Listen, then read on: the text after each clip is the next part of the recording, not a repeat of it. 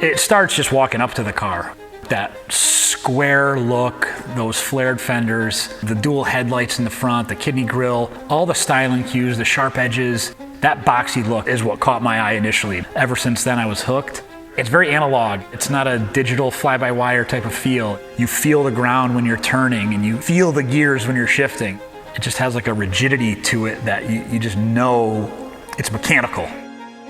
Every time I get into it and I start it and I see those gauges kick in and I hear that sound and that vibration and that, shitty idle when it's warming up, seeing that steering wheel, the same steering wheel I had on my old car, seeing that steering wheel in front of me, every time I get in the car and start it, it like flashes me back. The old cars, they have a certain sound, they have a certain feel, they have a certain look. That's what I love.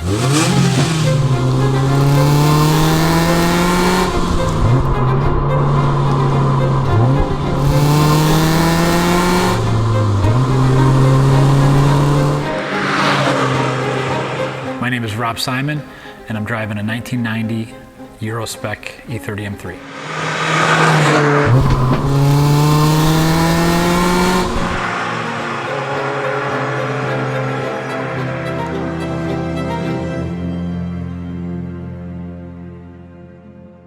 My first car was a 1991 318 IS. I always wanted another E30.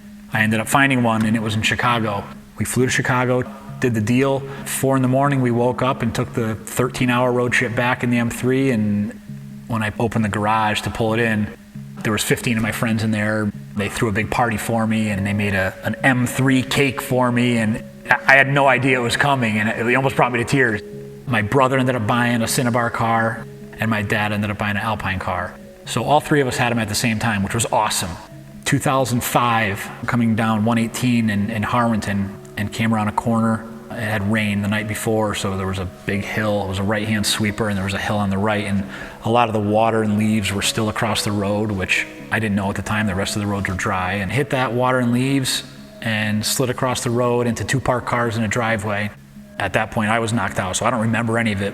The B-pillar on the car got ripped off, my door got ripped off, I spun to the side, I rolled over 4 times and landed on all 4s with myself laying on the grass. It was pretty bad. I broke a lot of bones, took the Lifestar ride. I vaguely remember when they wheeled me out to the helicopter, my brother saying to the pilot, I'm gonna get emotional talking about it. That's my little brother in there, and you better take care of him. So I think that part of that to me was, obviously I got hurt and thankfully I healed. I wasn't able to walk. I broke my pelvis, my sternum, my T5 in my back, a bunch of other bones. I healed and I'm fine now, but obviously the car was totaled and my brother ended up selling his, my dad ended up selling his. Fast forward to 2020.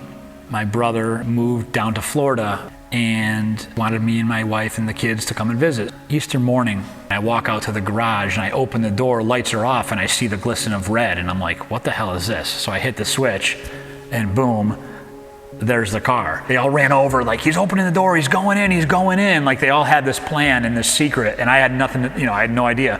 I wasn't sure if I should be happy for him or pissed off that he bought my dream car. It was a tough spot to be in. But I was standing at the back of the car, and I remember he threw me the keys and he said, you just can't sell it on me. And that's when I just lost it. 6-8 months later, he said, I gotta get one now. We gotta drive together again.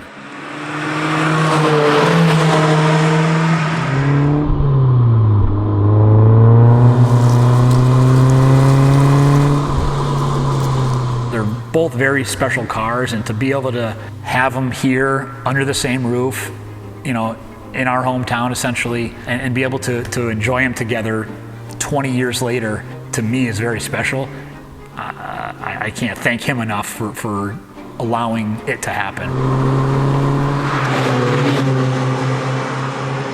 It's like a dream come true. Obviously when you're 18, you don't appreciate it when you're doing it. It's, oh yeah, cool, me and my dad and my brother have the same car. You're driving around. 18, I think I'm cool, but I don't appreciate it and really understand how important it is to be able to have that connection with your brother. You know, him and I are very close, we always have been, and to be able to have a love for these cars like we do, it's special.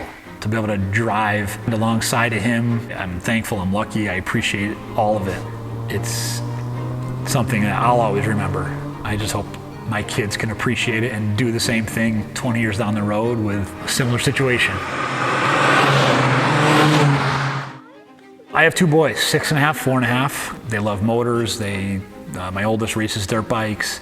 The kids love it. You know, they think it's a rocket ship. Little do they know it's only 215 horsepower and it's slower than their mom's Camry.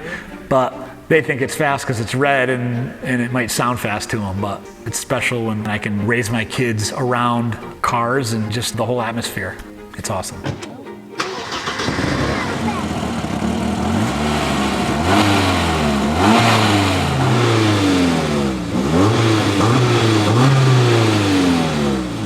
Life's short. If you have kids, enjoy it with them and let them see how much you appreciate things and let them understand and learn through that appreciation of a specific car or anything it may be, a bike, a motorcycle, a quad, it doesn't matter, any sport or whatever you may do, just do it right and have fun with it.